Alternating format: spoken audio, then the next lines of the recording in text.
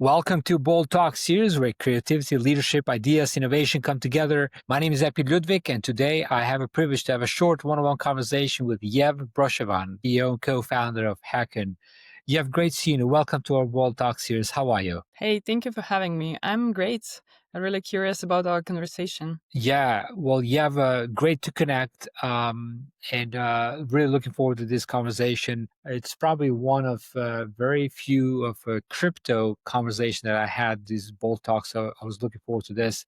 You entered the crypto space back in early days, I believe it was 2014, when it was still like a wild frontier. There's a lot of things that were not clear. The market cap was much lower than what is it now. Can you take us back to the first spark, that first spark, and what moment convinced you this was where you needed to build your career from 2014 onwards? Yeah, definitely. Looking back, it's been like 11 years, and it's a crazy long time. But how it's all started, that I have a degree in cybersecurity, and I've been studying there, like getting my degree in cybersecurity back then. And my professor told me about Bitcoin because we were like learning about cryptography, different decentralized systems, how to secure them. And for me, crypto and back in 2014 was about cryptography rather than for cryptocurrency. And then I met a couple of guys who were like really passionate about the technology and Bitcoin itself. And I joined them as a student, as a like doing research work. And it got like me really fascinating about like how global and decentralized it and the basic idea behind the technology. And I just stick to it because it's kind of combined my passion for cybersecurity, cryptography, privacy, and then it just makes sense, to work on contributing to this kind of businesses to make it happen. Nice. So Hacken started as a small Ukrainian startup, I assume, right? Yes. Yeah, and is now securing some of the biggest names in Web3. What was the most defining decision in that scale up journey that changed the company's trajectory? Honestly, I would not say that we have like one point because we recently got like celebrated 8 years of the company. And looking back, I see that we have like major milestones probably every 2 years, starting in the era of ICO in 2017. What it was like not clear what it is, like how this works, but everyone was a lot hyped about this. And our basic idea when we were starting the company was to build a bug bounty platform for crypto space. And now we build it. It's called Hacken Proof. It works now with all the major protocols, crypto exchanges, and a lot of other prominent builders in the space. And like every 2 years, something was happening because it was never like a journey with the like simple kind of this. It was never like that. It was always kind of roller coaster where you get through the series of challenges. Our market is quite volatile by its definition, right? And that's why the business was also influenced by that. But looking not only on the crypto market, but on the world market, we got through COVID, we got through war, where we are still on this stage. And I think all this both world and market situations shaped us as the company, and made us stronger along the way. And I believe one of our key features is the resilience. We just went through a lot of stuff and still surviving. And it's not like a typical story on this market because companies usually didn't find their product market fit and just shut down the operations. But we are still here, still scaling, still growing, and have a lot of ambitions. Well, great to hear. And I believe you guys have a token, your own token as well, right? Yeah, when we start, yes, we have Okay. this. Now, yeah, so being both a certified ethical hacker and a CEO means you're navigating two very different mindsets. How do you personally switch between the precision of security work and the vision needed to lead a fast growing company that you're in this industry? Honestly, I don't think it's different mindsets because for me, like with the security background and having the hacker mindset is about how you can find creative solutions to everyday problems. And if you look at the definition of hacker in Wikipedia, you would find that it's not like cyber criminals as we supposed to think of it. It's not only those who find vulnerabilities. It's a broader term and like we have all these hackathons, for example. What is it about? It's about like finding some creative solutions fast to the problems that we have. And for me, being CEO and with a hacker mindset, I think it's a great mix because I always trying to look for unusual solutions to the problems and challenges we have along the way. And also for me, it's not about the computer systems. It's about like everyday life, whether you are trying to optimize your body and hack your health, or you are trying to hack your marketing and do like growth hacking, right? Or in the business strategy. So for me, it's like a great mix of being entrepreneur and finding the solutions that not everyone thinks about. Yeah. Yeah.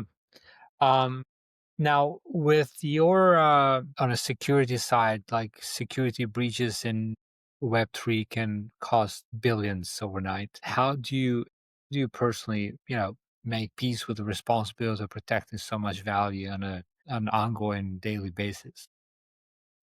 Something that's important to understand about cybersecurity that it's a constant process and there is no 100% secure systems and everyone should understand this. As they say, the most secure computer is the one that they turn off and on the safe. So for security, it's important to first build the proper protection and define in-depth approach and build this walls around your systems that can protect you, and not only one wall but like multiple walls. If one fails, you have another one. And work on security is always about minimizing risks. Of course, like everything can happen. We saw this many times, and we see the market, both Web2 and Web3, and how challenging it is for companies. And still, cybersecurity is a major risk in the business these days when we're like all digital. So for us, it's about building like as much as we can secure systems on the best knowledge we have, and also educating ourselves on the constant basis,